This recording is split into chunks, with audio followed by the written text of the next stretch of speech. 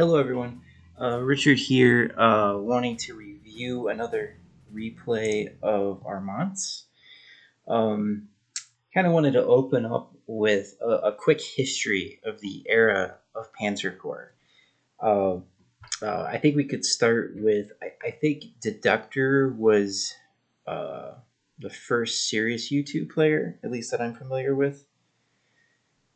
Um, he came up with all kinds of creative tactics. He's an extremely tactical player, and he probably introduced extreme Panzer Corps with his mod. And I think that Panzer Corps wouldn't be the same game without his influences.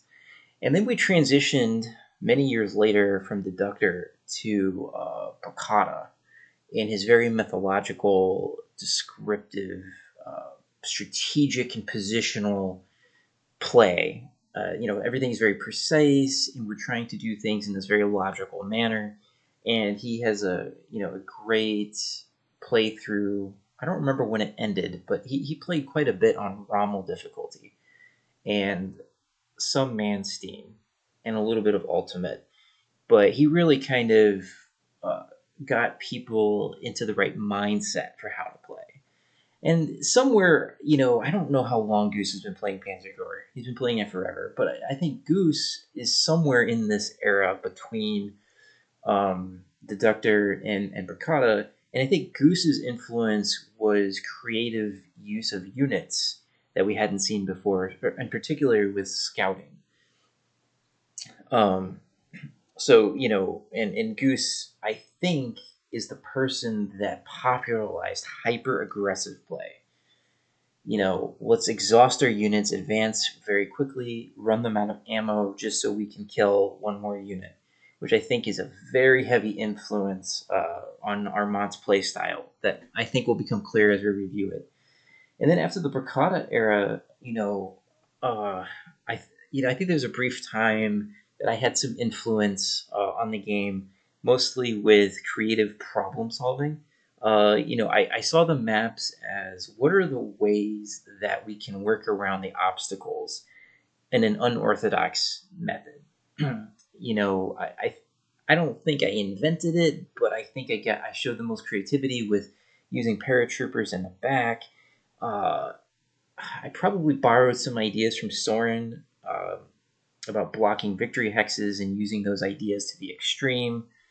Uh, I probably also borrowed the idea of actually looking at the map editor for each scenario and like really exploit the trigger conditions. Uh, but soon after, me and Bricata and Goose were really pumping out, those high quality Panzer Corps videos. I think we entered the Soren era. We transitioned from the strategic, methodological, precise, logical move by move era to what I call the Soren era. The Soren era is you are going to memorize the map. You're going to memorize these trigger points. You're going to memorize uh, like which units completely destroy other units. I think Soren hyper popularized take out the artillery, take out the anti-aircraft, take out the air force as fast as possible, and then your air force. I think Soren really emphasized the air force. We're going to use the air force. We're going to just blast heavy armor into tiny little pieces, and then we can steamroll everything left. And there's nobody in the business better at this really precise dissection of an entire core of units, multiple core of units. I've never seen anyone so confidently take out like 12 planes in a couple of turns. And his photographic memory is extremely helpful. And he certainly has inspired, I think he's inspired me to play a lot better. Probably, the best live play I ever did was Streets of Moscow. It's comically absurd what I accomplished on that map as a live play. And I think Soren has been dominating, like the Soren methodology has been dominating Panzer Corps for, 4 or 5 years.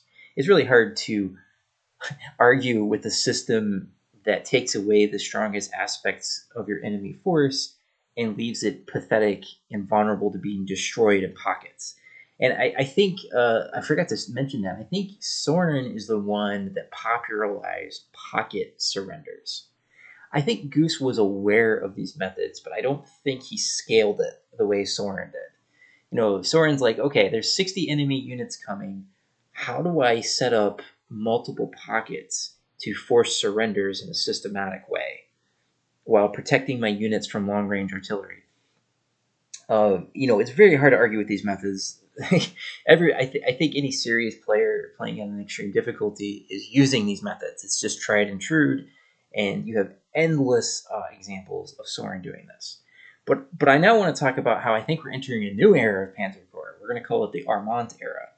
The Armant era is, what if we take some of Goose's brilliant scout ideas. Truly, I mean, if you watch Goose play his Africa Corps, for instance, it's just top of the line scout usage. We're gonna take that. We're gonna take Soren's ideas, and we are going to double down. We're gonna double down on them, and we're gonna go hardcore extreme. We are going to force more surrenders. We're going to create more surrender pockets. We're going to kill things even faster. I also think his playstyle is not gimmicky. I know this is it sounds kind of crazy. What is most impressive about going over Armand's videos is there's almost nothing in them that strikes me as gimmicky. It's just super straightforward exploitation of overwhelming power and force in ramming units right into the enemy's faces. And there's a little bit of sneakiness here and there, but it makes perfect sense. He's also doing something anti-Soren. He is not coming in. He's not creating a core that's super anti-aircraft heavy. And it's fascinating watching him destroy map after map with low fighter counts, low anti-aircraft gun counts. I highly recommend Soren watch this and just be in awe at what you can do. And what's crazy is because he's getting more ground units, there is more that he can do. I think he stopped at Minsk, and at the start of Minsk, Armand has 30,000 prestige. If you look at Soren's Manseen playthrough, he's got 30,000 prestige. Let that sink in for a second. Just how crazy good Armand is. So you're seeing that, and I think he's also borrowing some ideas that I have suggested. Let's get some optimal heroes on units. I think in Ultimate Mode, it's really hard to play this at this difficulty without optimal heroes. The major change besides this anti-aircraft composition in Armand's core is, I used to think defense heroes and movement heroes were king heroes, but Armand is saying it's attack +3. And it's really surprising to me that I haven't seen anyone really go in depth on that, because I'm watching Armand's playthrough, and it's very obvious that these attack +3 heroes are dismantling enemies. In fact, Soren would probably look at that and just be like, okay, this is taking my ideas and cranking it to the max. We're going to kill things very, very fast. I also have a suspicion, I don't think Armand has really explicitly talked about it, but I have a suspicion that the amount of re-rolling he has to do is declining over time. Probably by the time he starts 41, he might only have to reload for hero units, which is going to become increasingly rare as the scenarios progress. And so one of the annoying things Goose would talk about when he was doing Ultimate Mode is, man, I have to reload a lot. And it's not really a lot of fun to have to do that. But I think if you sink the time in to reload for really good heroes, which is probably the number one reason he reloads, I'm guessing, is for better heroes, it makes your life easier later. It could be possible that Armant hits 1943 and barely has to reload, which is crazy. it's possible, as absurd as it sounds, that he could get a decisive victory, at like Kursk Armory, south or north. He might trivialize Yokoloviko, however you say that one. Like there's Oboyan, because I'm watching him really take apart some super hard maps. Another part of the Armant era is the power of paratroopers.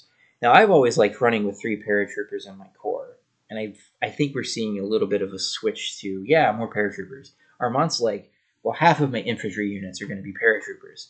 When you start combining that with their attack bonuses, and you give them an attack +3, and their bunker busters, I think they can't get a rugged defense against a bunker, right? And so you start thinking about some of these really hard maps, like Maginot Line, and then Sevastopol, and then let's see. I mean, there's a bunch of bunkers in 43 that pop up, and they're very annoying. He's setting up a situation where these paratroopers are going to destroy maps. You can go watch his Maginot Line playthrough. It's just crushing blow after crushing blow. That is a major revolution, I think, in the core dynamics. He's basically saying the attack bonus is simply too good. The only risk with using them is rugged defense, but his core composition is extra artillery. So he's definitely following the Soren method, but upping the ante. More artillery. And you're de-entrenching things with planes frequently. This is a common method. He's just dropping a tactical bomber on a city hex, and it doesn't matter how much damage it does, it's just de-entrenching, which reduces the rugged defense chance, and this is really allowing paratroopers to shine and rack up stupidly large number of kills. So as we go through the scenarios, you're going to start seeing these motifs show up over and over again, and it's extremely impressive. I would also point out that the logistics of his movements are so well planned. I would argue it rivals Soren's planning. It's non-trivial, the effort that he has put in to make these impossible results happen, and he should be commended for that. And I would love to hear him explain how he thinks of some of these things, because some of his placements come from, I think he looks at the maps and he knows which units are passive.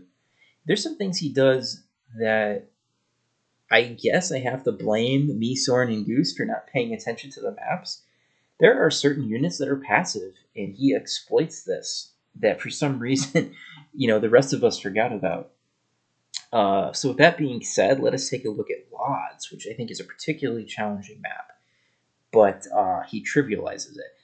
I will point out his original Lodz, he sent a lot of units north, and I had pointed out I don't think it's necessary, and in this particular try, he doesn't send so many units north, and this is allowing him to really dominate in the south. So let's see.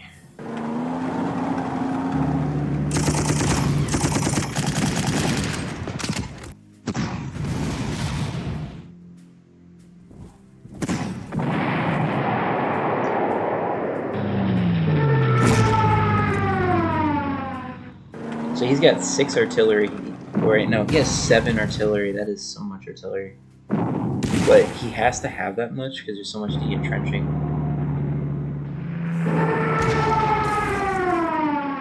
That is a crazy amount of artillery. And actually it makes sense because that's really hard to suppress that infantry unit. Also, he's using the Soren method of over-strengthening his units immediately. And that's a good idea, because it ups the kill. He's really going for a strategy of kills. He wants a lot of kills.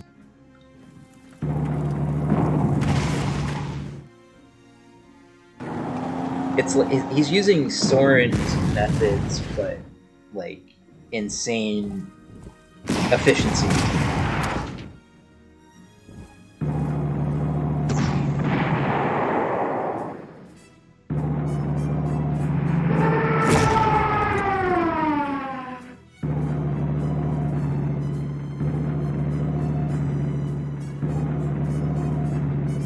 look at these advances. I'm really impressed with this.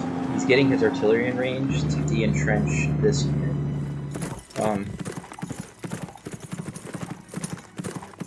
I have to give Armant credit for really pushing the envelope. He probably had to reload for that tank, which is fine. Because like tanking the hill is really vulnerable.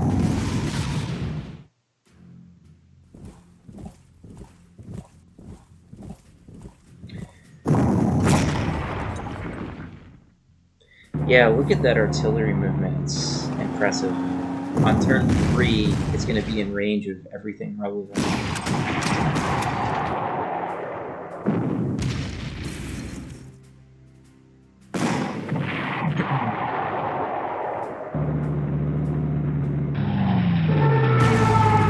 So now the Stukas are in range to really start hammering these cities.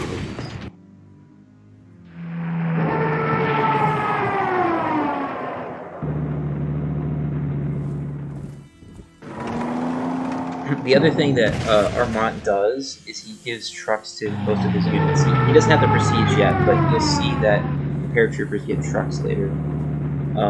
In my attempts to be so cheap, it was severely limiting my mobility. You can see he's got quite everything is just mobile, so he can move quickly.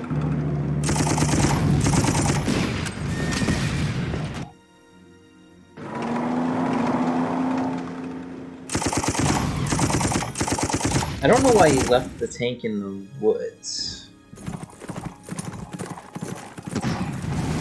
I'm not... Is that to have contact at the airfield? He may have reloaded for here. That's a really risky attack. He may have had to reload for that one too, because rugged defense would be so high. Maybe he's purposely weakening these tanks so that he can get good surrender value. Oh yeah, I should make a point. Another strategy Armant does that's like done at a very high level is he's getting high value surrenders. So he'll purposely let units get badly damaged so he can get insane value from surrenders. You can see he started. He had 6 prestige at the start of Lodz. He's at 146 already. Collecting prestige. Like when we get to 1940, I can't wait to talk about 1940. I am telling you, it is completely jaw-dropping the amount of prestige that he's getting from surrenders. I mean, just to give you perspective on this, he has as much prestige at the start of Minsk as Sorin does on Manstein. And you know how uptight Sorin gets on prestige. And that's on Manstein. He really is taking the surrender mechanics and abusing the hell out of it. So you have a badly damaged tank that did 1 damage to that suppressed infantry. He got 14 prestige from that. Unbelievable. Then he lets that mountain unit. Yeah, that mountain unit did good work. That's not totally crazy. They have an attack bonus, like +1 compared to regular.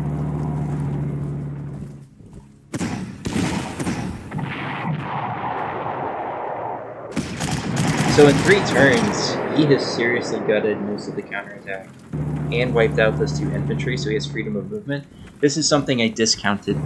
By taking out those units, he can really move. He's attacking this way because he wants to boot it out.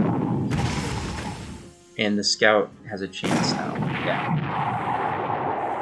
This might be an SE unit that he's attacking with. He's parking this here because I think somebody's going to come out to play. Yep.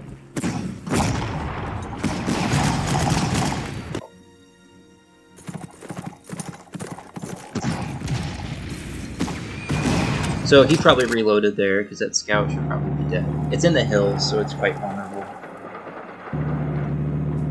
You definitely have to. I think you have to reload on Lodz. I think. I don't see how you can do this without some reloading here and there.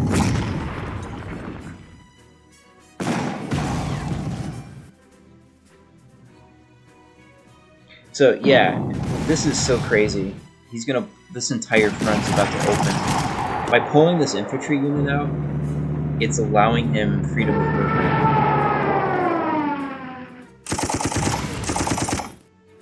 That was a low roll for sure.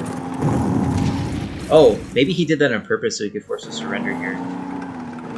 He may have reloaded for that one. So sometimes he'll reload for low rolls so he can actually get a surrender. So you see how there's a 1-point scout? Or a 2-point tank? Look at that. Disgusting. And then the scout comes in, and then he'll force another surrender.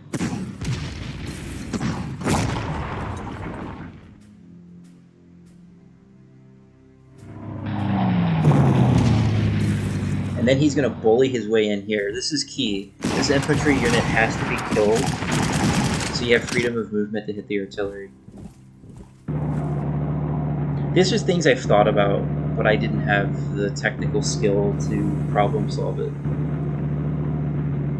And there's nothing left to harass units.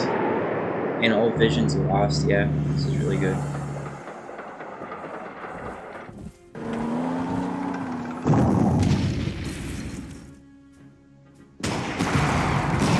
So in 4 turns, the way is cleared. That's crazy.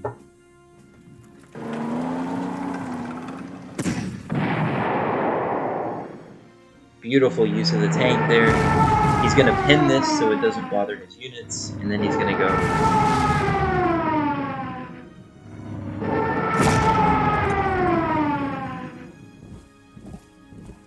And Oladir's mobility is really helpful here.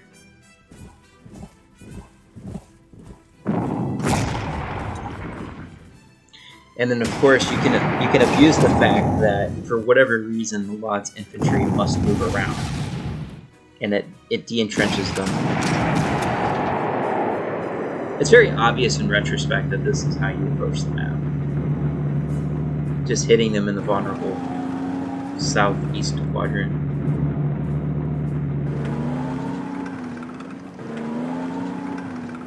He can also sacrifice a couple of these units up north.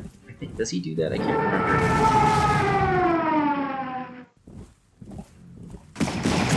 I also forgot that the bunkers are passive, so you can get away with some things because of that.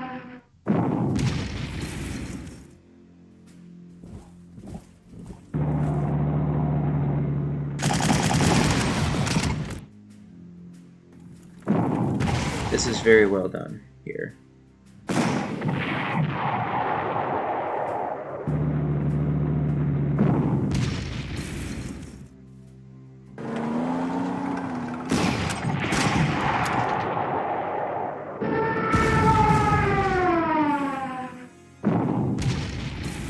Because that infantry unit moved, it only has 3 entrenchment, so it's just very vulnerable. Yeah, I think his mountain unit has already picked up 100 kills. The kill count on these units is crazy. Yeah, he has 2 turns, and he's already touching the anti-aircraft gun.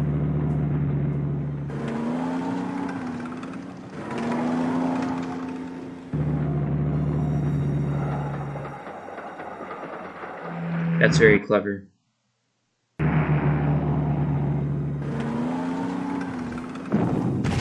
Then this is used as bait.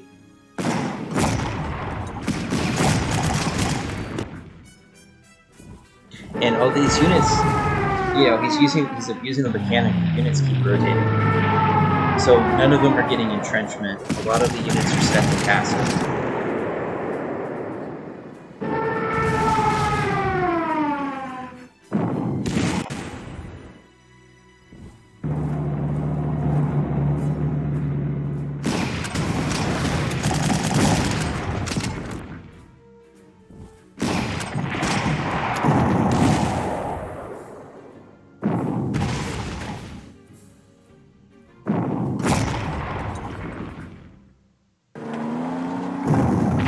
Yeah, there's only 8 units left. Let's see, 7 units left. 7, ignoring the bunkers.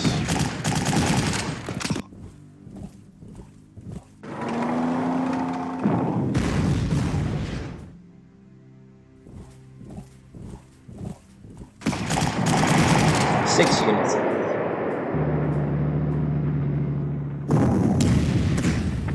5 units left. That's crazy. 5 units left.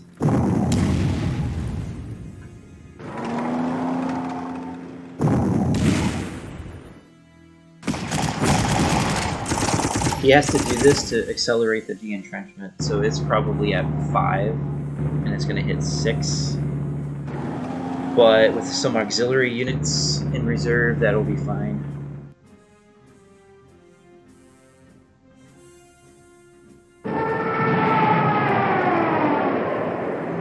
Yeah, the AI actually bought units. That's hilarious.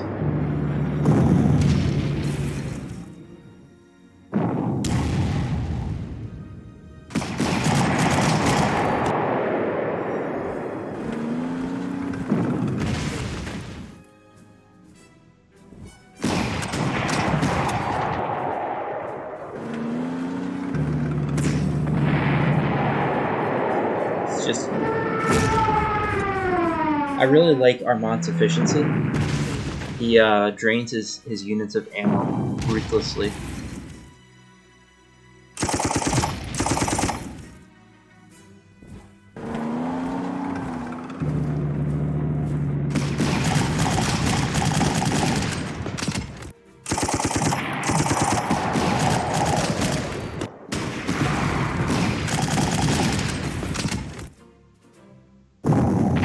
So now he can boot that out.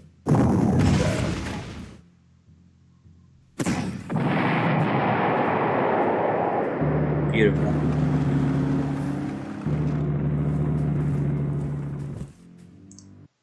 So that was Lodz. I guess the key point was, he put more units in the south, which gave him more firepower, and then he hits that infantry unit next to the bunker, and that allows him to flood his infantry units on Lodz very quickly and avoid the hills. And then just really nice technical